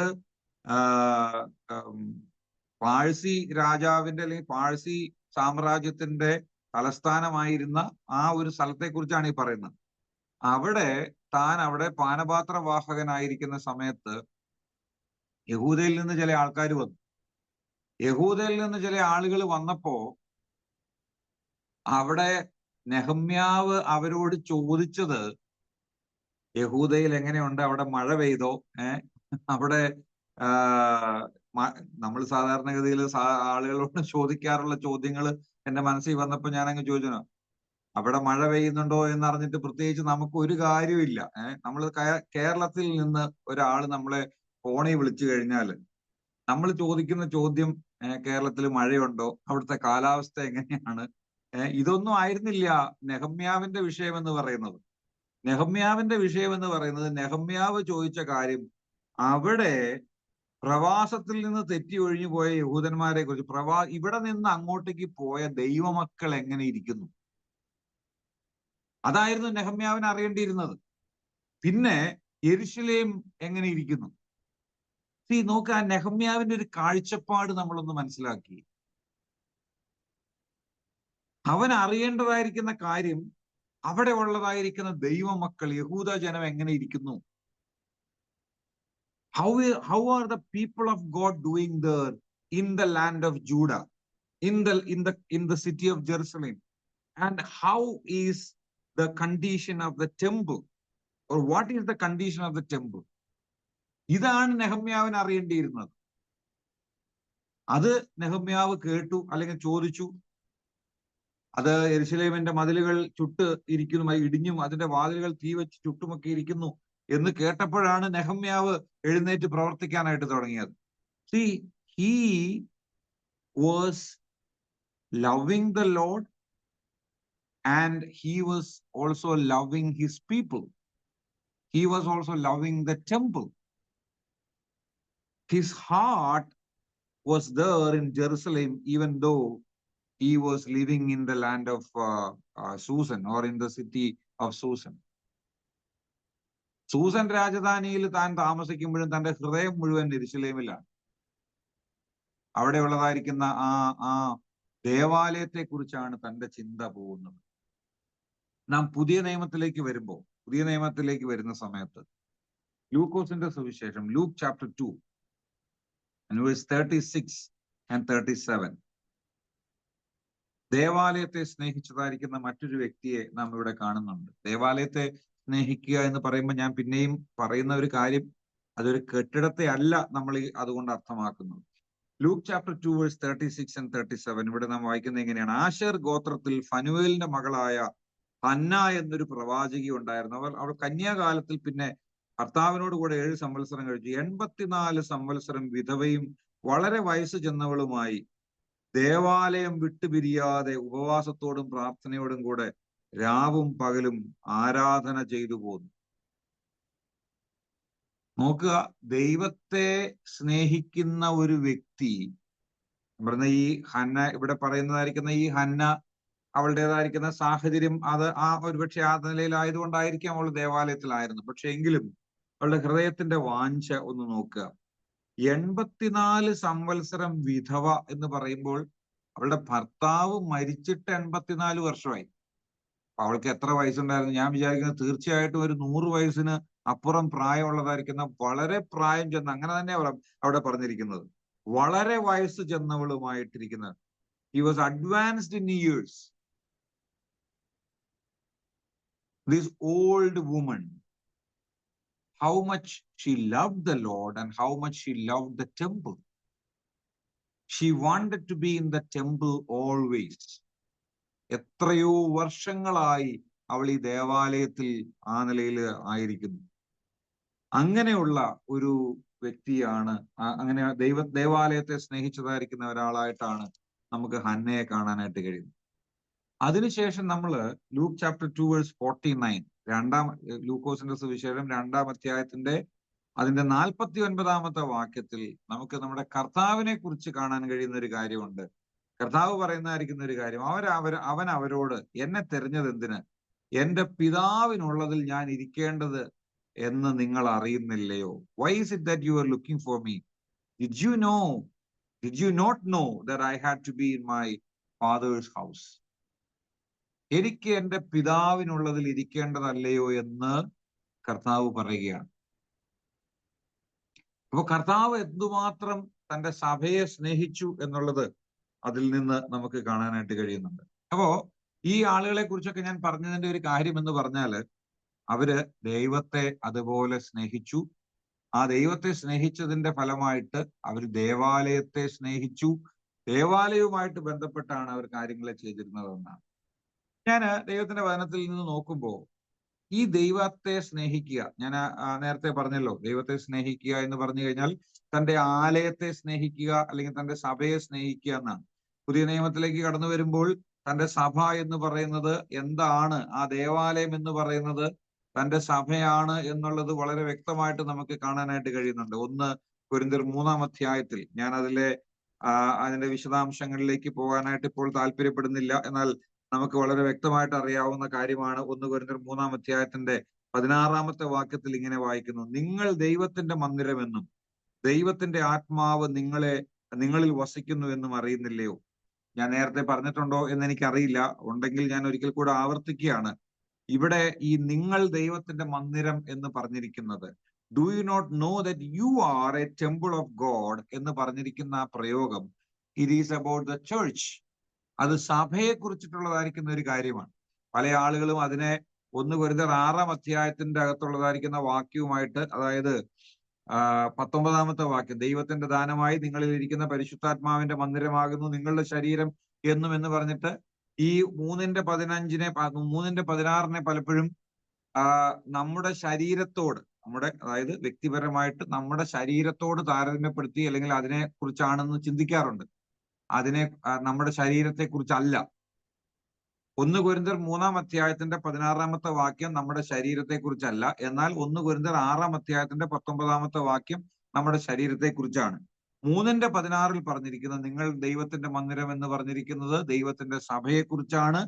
അവിടെ ഉപയോഗിച്ചിരിക്കുന്ന അതിന്റെ കോണ്ടെക്സ്റ്റ് അതാണ്. മാത്രമല്ല അവിടെ ഉപയോഗിച്ചിരിക്കുന്ന പ്ലൂറൽ, ബഹുവചനത്തിലാണ്. അതുകൊണ്ട് അത് ദൈവസഭയെ കുറിച്ചാണ്. ആ ദൈവസഭയെ കുറിച്ചാണ് അതിന്റെ അടുത്ത വാക്യത്തിൽ പറയുന്നത്, ദൈവത്തിന്റെ മന്ദിരം നശിപ്പിക്കുന്നവനെ ദൈവം നശിപ്പിക്കുമെന്ന്. അല്ലാതെ നമ്മുടെ ശരീരത്തെ കുറിച്ചല്ല. നമ്മുടെ ശരീരം നശിപ്പിക്കുന്നവനെ ദൈവം നശിപ്പിക്കേണ്ട ആവശ്യമില്ല. നമ്മുടെ ശരീരം നശിപ്പിക്കുമ്പോൾ നമ്മൾ തന്നെ നമ്മുടെ ശരീരം നശിപ്പിച്ചുകൊണ്ടിരിക്കുകയാണ്. പിന്നെ ദൈവമായിട്ട് പിന്നെ അതിനെ നശിപ്പിക്കേണ്ട ആവശ്യമില്ല. ഇത് ഞാൻ പറഞ്ഞത്, നമ്മുടെ ശരീരം എന്ന് പറയുന്നത് ദൈവത്തിന്റെ മന്ദിരമാണ്. അതിനെ സൂക്ഷിക്കേണ്ടതായിരിക്കുന്ന ഉത്തരവാദിത്വം നമുക്കുണ്ട്. അത് ദൈവത്തിന്റെ വചനം വളരെ വ്യക്തമായിട്ട് നമ്മെ പഠിപ്പിക്കുന്ന ഒരു കാര്യമാണ്. നമ്മുടെ ശരീരത്തിന് ദോഷം വരുന്നതായിരിക്കുന്ന ഒരു കാര്യവും നാം ചെയ്യാൻ പാടില്ല. അത് പല സ്ഥലങ്ങളിൽ ഞാൻ പറഞ്ഞിട്ടുള്ള ഒരു കാര്യമാണ്. എന്റെ ശരീരത്തിന് ദോഷമാണ് എന്നുള്ളതായിരിക്കുന്ന കാര്യം അറിഞ്ഞുകൊണ്ട് ഞാൻ എന്ത് കാര്യം എന്റെ ശരീരത്തിനോട് ചെയ്യുന്നതും പാപമാണ്.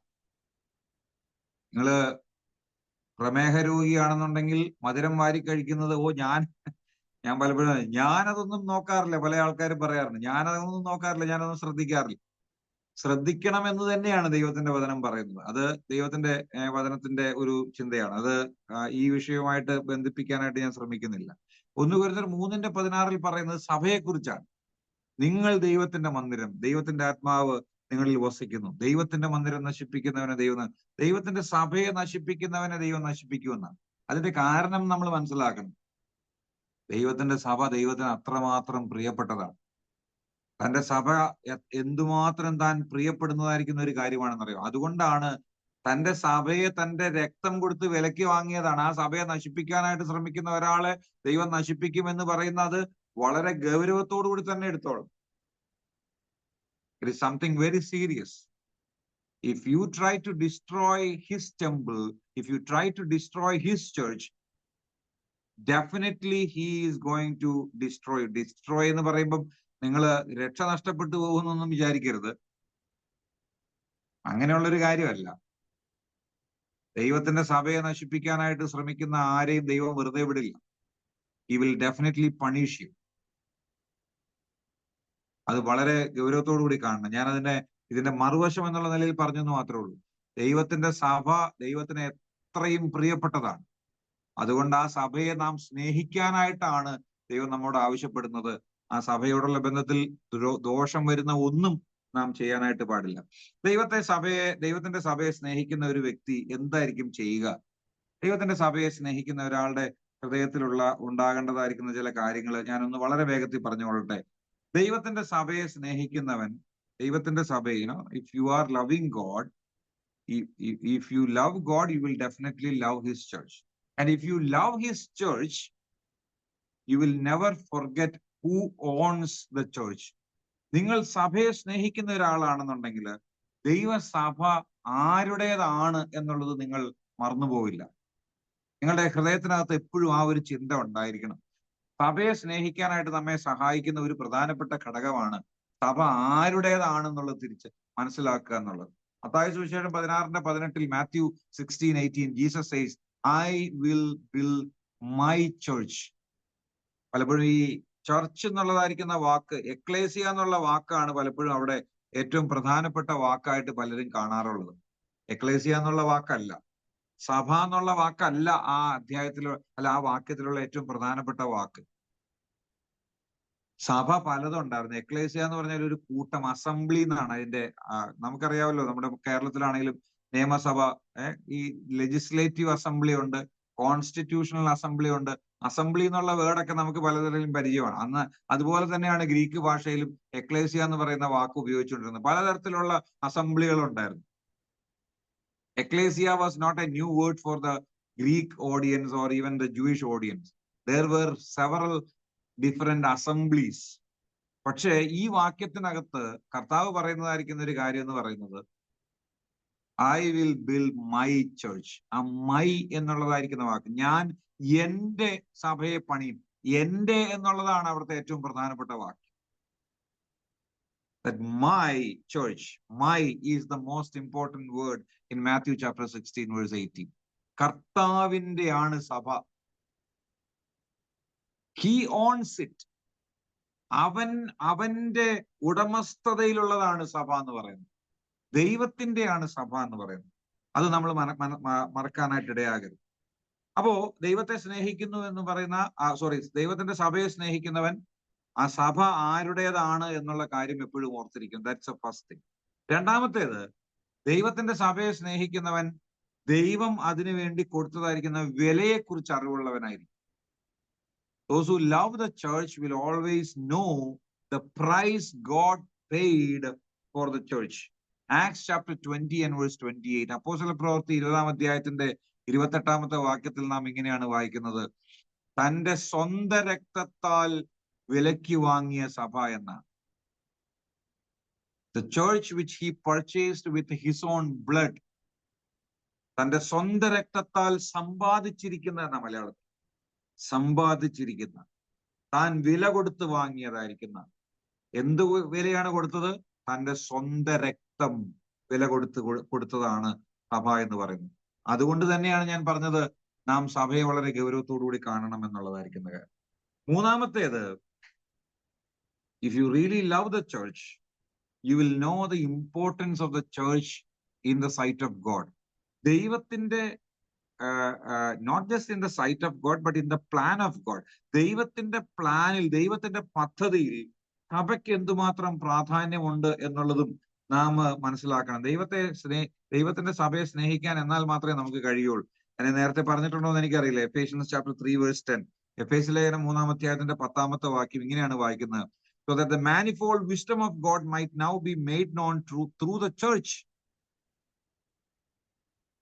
Manifold wisdom of God is made known through the church.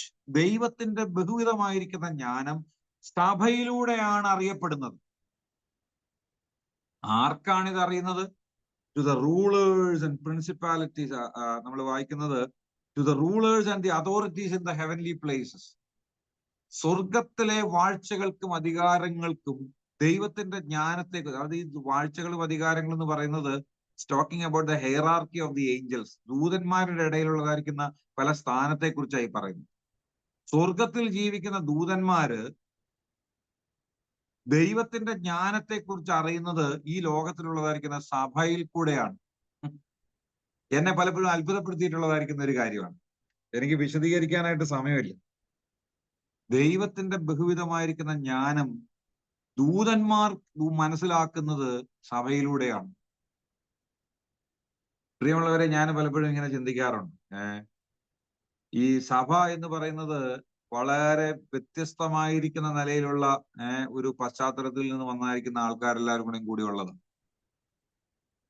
ഈ സഭയോട് ബന്ധപ്പെട്ട ഒരു കാര്യമല്ലെന്നുണ്ടെങ്കിലും ഈ പഴയ നിയമത്തിൽ ഉൽപ്പത്തി പുസ്തകത്തിൽ 49-ാം അധ്യായത്തില് യാക്കോബ് തന്റെ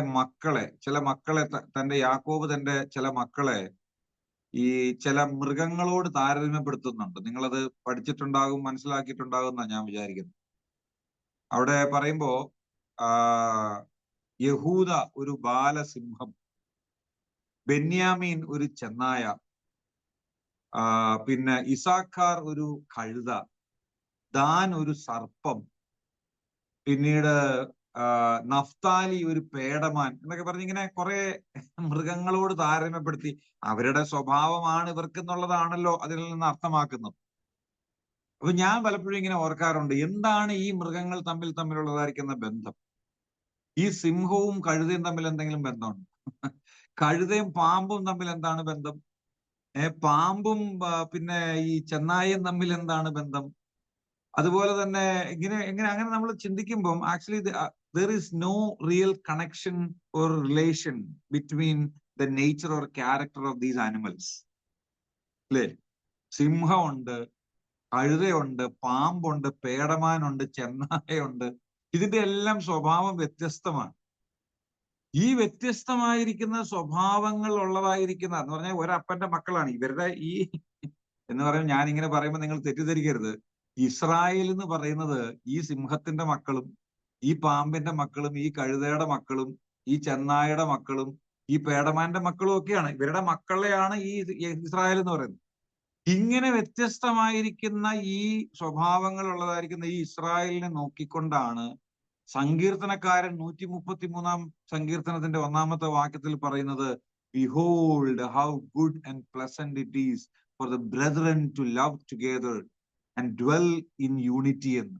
ഇതാ സഹോദരന്മാർ ഒത്തൊരുമിച്ച് വസിക്കുന്നത് എത്ര ശുഭം, എത്ര മനോഹരമെന്ന് ഇവരെ നോക്കിക്കൊണ്ടാണ് സങ്കീർത്തനക്കാരൻ പറയുന്നത്.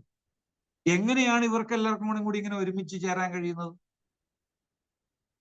ഇത് ഇസ്രായേലിനെ കുറിച്ച് പറഞ്ഞിരിക്കുന്ന ഒരു കാര്യമാണ്. പക്ഷെ ഞാൻ ഇങ്ങനെ ചിന്തിക്കുമ്പോൾ സഭയ്ക്കകത്തും ഇത് തന്നെയാണ്. സഭയിലും വലിയ വ്യത്യാസമൊന്നും ഉണ്ടെന്ന് ഞാൻ വിചാരിക്കുന്നില്ല. സഭയ്ക്കകത്തുള്ളതായിരിക്കുന്ന ആൾക്കാരും ഒക്കെ ഇങ്ങനെ പല സ്വഭാവങ്ങളുള്ള, ഒരാള് സിംഹമാണെങ്കിൽ വേറൊരാള് പാമ്പിന്റെ സ്വഭാവമുള്ളതും. ഞാൻ ആരെ കുറ്റം പറയുകയാണെന്ന് വിചാരിക്കരുത്. ഞാൻ പറഞ്ഞ ഇതൊക്കെ മനുഷ്യ സ്വഭാവത്തിനകത്തുള്ളതാണ്. ഈ കഴുതയും പാമ്പും അതുപോലെ ചെന്നായയും ഇതൊക്കെ നമ്മുടെയൊക്കെ ഉള്ളിലുണ്ട് ഇത്.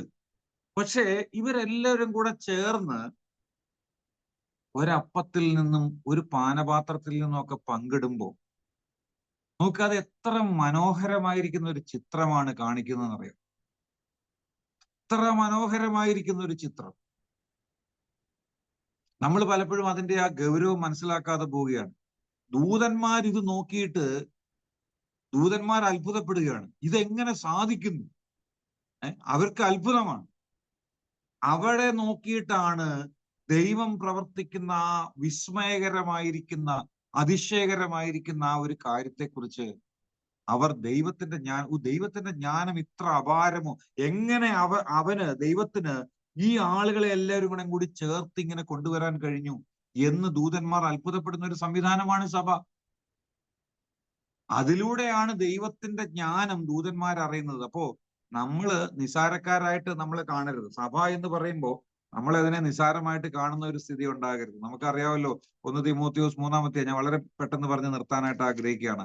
1 തീമോഥെയോസ് 3:15 നമ്മൾ വായിക്കുന്നത് ഇങ്ങനെയാണ്: സത്യത്തിന്റെ തൂണും അടിസ്ഥാനവുമായി ജീവനുള്ള ദൈവത്തിന്റെ സഭയാകുന്ന ദേവാലയത്തിൽ നടക്കേണ്ടത് എങ്ങനെയെന്ന് നീ അറിയണം.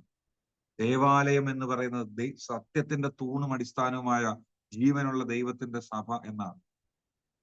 അപ്പോ ദൈവത്തിന്റെ സഭയെ സ്നേഹിക്കുന്നതായിരിക്കുന്ന ഒരു വ്യക്തി തീർച്ചയായിട്ടും ആ സഭയുടെ പ്രാധാന്യം മനസ്സിലാക്കും. 4, ദൈവത്തിന്റെ സഭയെ സ്നേഹിക്കുന്നതായിരിക്കുന്ന ഒരു വ്യക്തി സഭയിലുള്ളതായിരിക്കുന്ന ദൈവദാസന്മാരെ വേണ്ട നിലയിൽ സ്നേഹിക്കാനായിട്ടും അവരെ കരുതാനായിട്ടും ഇടയാകും. ഞാൻ പറഞ്ഞത് ദൈവത്തിന്റെ സഭയെ എങ്ങനെ ഒരു വ്യക്തി സ്നേഹിക്കുന്നു എന്നുള്ളത് മനസ്സിലാക്കാൻ വേണ്ടിയിട്ട് പറയുകയാണ്. സഭയിൽ ശുശ്രൂഷ ചെയ്യുന്നതായിരിക്കുന്ന ദൈവദാസന്മാരോടുള്ള ബന്ധത്തിൽ അവരെ യഥാർത്ഥമായിട്ട് കരുതാനും സ്നേഹിക്കാനും ആ വ്യക്തിക്ക് കഴിയും.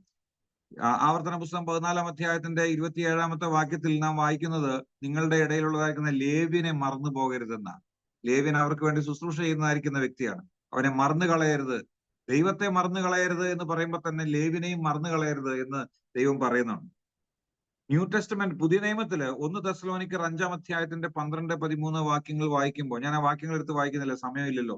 1 തെസ്സലോനിക്കർ 5-ന്റെ 12-13 വാക്യങ്ങൾ നാം വായിക്കുന്നത്, സഭയിലുള്ളതായിരിക്കുന്ന ഇങ്ങനെ ശുശ്രൂഷ ചെയ്യുന്നതായിരിക്കുന്ന ആളുകളെ മാനിക്കണം, അവരെ മറന്നു കളയരുത്, അവരെ ഓർക്കണം എന്നുള്ളതായിരിക്കുന്ന കൽപ്പന നാം അവിടെ വായിക്കുന്നുണ്ട്.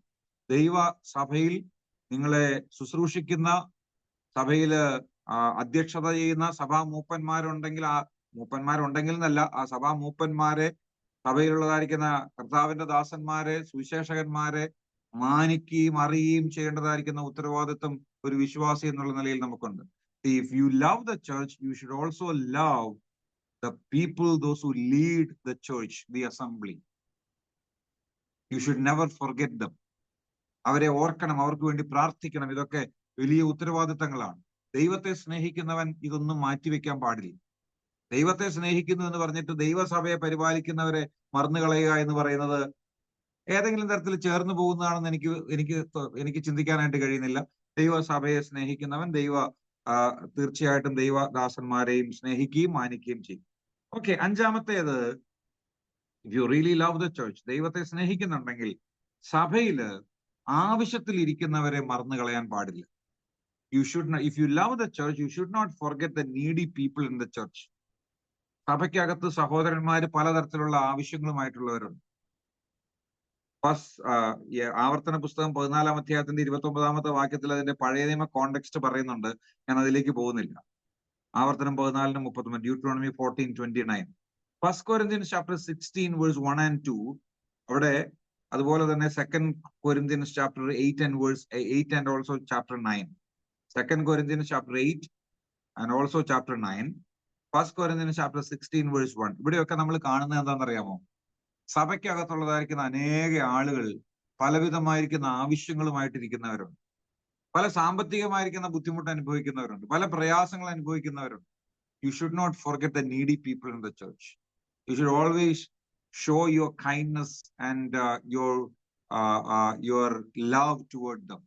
അവരോട് നിങ്ങൾ ദയ കാണിക്കുകയും നിങ്ങളുടെ സ്നേഹം അവരുമായിട്ട് പ്രകടിപ്പിക്കുകയും ചെയ്യണം. എങ്ങനെയാണത് ചെയ്യേണ്ടത്? You need to share your belongings.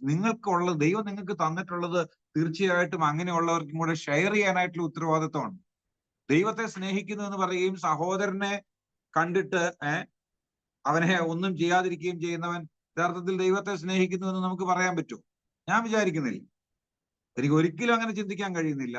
ദൈവത്തെ സ്നേഹിക്കുന്നു എന്ന് ഞാൻ പറയുകയും എന്റെ സഹോദരനെ അവൻ ആവശ്യത്തിലിരിക്കുമ്പോ നീ പോയിട്ട് എന്തെങ്കിലുമൊക്കെ ചെയ്തോ, ഞാൻ പ്രാർത്ഥിക്കാം എന്ന് പറയുന്നത് ശരിയായിട്ടുള്ള ഒരു സമീപനമാണ് എന്ന് എനിക്ക് തോന്നുന്നില്ല. ആറാമത്തേത്, if you really love the Lord, do not forget the gathering of the assembly. നിങ്ങൾ യഥാർത്ഥത്തിൽ സഭയെ സ്നേഹിക്കുന്നുണ്ടെങ്കിൽ സഭയുടെ കൂടിവരവുകളെ മറന്നു കളയാൻ പാടില്ല, കൂടിവരവുകളെ ഉപേക്ഷിക്കാൻ പാടില്ല. അത് വിശദീകരിക്കേണ്ടതാണ്, എങ്കിലും ഞാനിപ്പോൾ പറയാനില്ല. എബ്രായ ലേഖനം 12-ാം അധ്യായത്തിന്റെ 25-ാമത്തെ വാക്യം നമുക്കറിയാവുന്ന കാര്യമാണ്. Hebrews chapter 12 and verse 25. സ്നേഹത്തിനും, അതായത് ഈ ഒരുമിച്ച് കൂടുന്നതായിരിക്കുന്ന സമയങ്ങൾ, അത് സ്നേഹത്തിനും സൽപ്രവർത്തികൾക്കും പ്രബോധനം വരുത്തിക്കൊണ്ട് അല്ലെങ്കിൽ അതിനെ വർദ്ധിപ്പിക്കാനായിട്ടുള്ള നിലയിലുള്ള ഒരു കാര്യമാണ്. നിങ്ങളുടെ സഭായോഗങ്ങളെ ഉപേക്ഷിക്കരുത് എന്നാണ് അവിടെ വായിക്കുന്നത്. ചിലർ ഉപേക്ഷയായി വിചാരിക്കരുത് എന്നൊക്കെ ചില ആളുകൾ മലയാളത്തിൽ അങ്ങനെയാണ് പറയാറുള്ളത്. പക്ഷെ ഉപേക്ഷയായി വിചാരിക്കരുത് എന്നല്ല എഴുതിയിരിക്കുന്നത്. നിങ്ങളുടെ സഭായോഗങ്ങളെ ഉപേക്ഷിക്കരുത് എന്നാണ്. ഇപ്പോൾ ഈ സൂമിൽ കൂടുന്നതായിരിക്കുന്ന യോഗവും ഒരു സഭായോഗമാണ്. അതും മനസ്സിലാക്കണം. അതിനെയും നിവൃത്തിയുള്ളിടത്തോളം, എനിക്കറിയാം, ഞാൻ ആരെയും കുറ്റപ്പെടുത്തുകയല്ല, നിവൃത്തിയുള്ളിടത്തോളം ഇവിടെയുള്ളതായിരിക്കുന്ന ആളുകള് പലതരത്തിലുള്ള ബുദ്ധിമുട്ടുകളിലൂടെ കടന്നു വന്നതൊക്കെ ചെയ്യുന്ന എനിക്കറിയാം. നിവൃത്തിയുള്ളിടത്തോളം അതും ഉപേക്ഷിക്കാനായിട്ട് പാടുള്ളതല്ല. ഒരുമിച്ചുള്ളതായിരിക്കുന്ന കൂടിവരവുകൾ അനുഗ്രഹത്തിന്റെ കാരണമാണ്.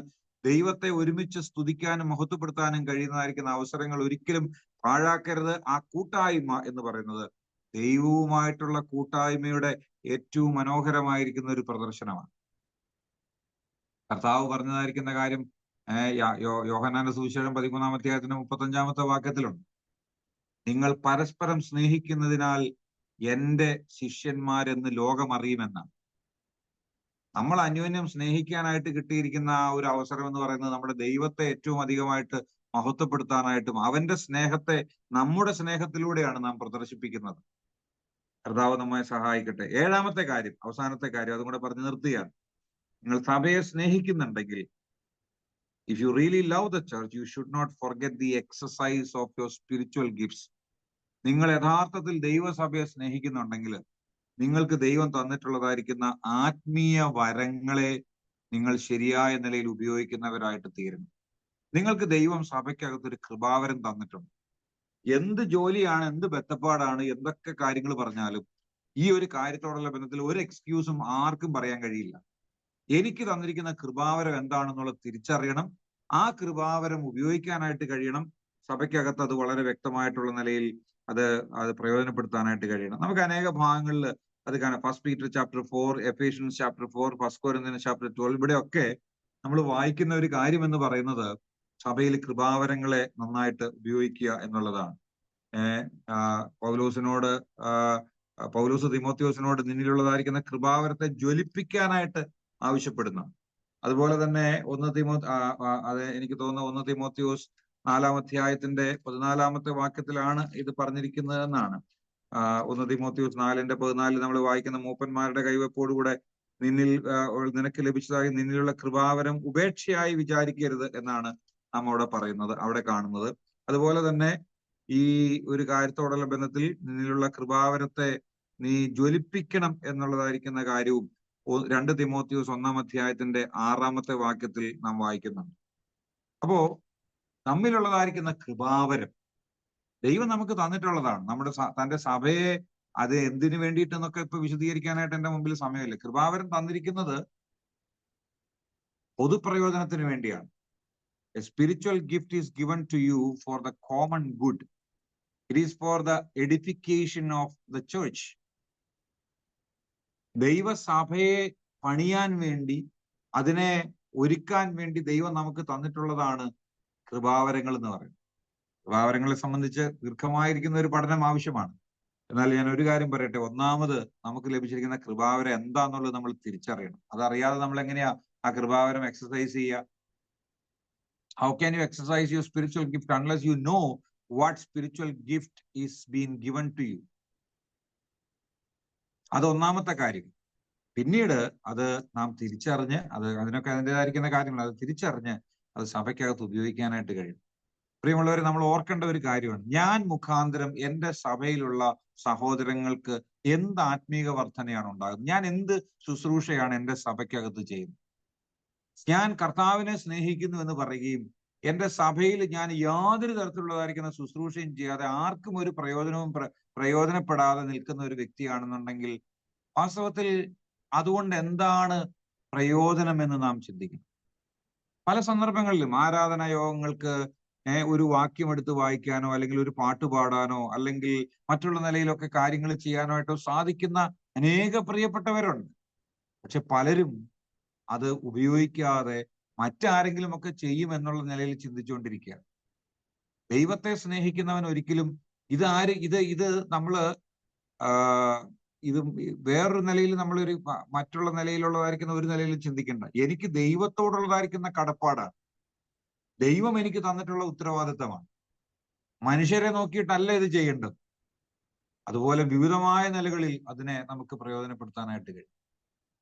ഈ ക്ലാസ് കേട്ടതായിരിക്കുന്ന നിങ്ങളിൽ ആരുടെയെങ്കിലും ഹൃദയത്തിൽ ഈ വിഷയത്തോടുള്ള ബന്ധത്തിൽ ദൈവം സംസാരിക്കുന്നെങ്കിൽ നിങ്ങളുടെ ഹൃദയത്തിൽ ആ തീരുമാനം നിങ്ങൾ എടുക്കുക. കർത്താവിനെ നിങ്ങൾ സ്നേഹിക്കുന്നുണ്ടെങ്കിൽ കർത്താവിന്റെ സഭയെ നിങ്ങൾ സ്നേഹിക്കണം. കർത്താവിന്റെ ജനം, കർത്താവിന്റെ മക്കൾ, അവർ നിങ്ങളുടെ ഏറ്റവും പ്രധാനപ്പെട്ടതായിരിക്കുന്ന ആൾക്കാരാണ്.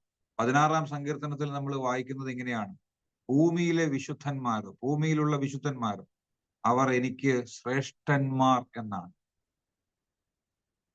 ഭൂമിയിൽ ഉള്ളതായിരിക്കുന്ന ദൈവജനം അത്രത്തോളം പ്രാധാന്യം ലോകത്ത് വേറെ ആർക്കും നമ്മൾ കൊടുക്കേണ്ട. ദൈവത്തിന് കൊടുക്കുന്ന പ്രാധാന്യം ഉണ്ടല്ലോ, ദൈവമാണ് ഏറ്റവും ഒന്നാമത്.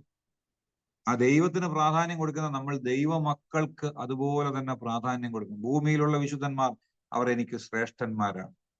അവരോടുള്ള ബന്ധത്തിൽ എൻ്റെ ശുശ്രൂഷകൾ നന്നായിട്ട് ചെയ്യാനായിട്ട് എനിക്ക് ഉത്തരവാദിത്വമുണ്ട് എന്നുള്ളത് മനസ്സിലാക്കിക്കൊണ്ട് വരും ദിവസങ്ങളിൽ കർത്താവിനെ സ്നേഹിക്കുന്നവൻ തന്റെ സഭയെ സ്നേഹിക്കുവാൻ, ദൈവമക്കളെ സ്നേഹിക്കുവാൻ കർത്താവ് ഇവിടെ വരുത്തട്ടെ. ഈ വചനം അതിനായിട്ട് നമ്മെ സഹായിക്കട്ടെ എന്ന് പ്രാർത്ഥിച്ചുകൊണ്ട് നിർത്തുന്നു. ദൈവത്തിന്റെ നാമം വാഴ്ത്തപ്പെടുമാറാകട്ടെ.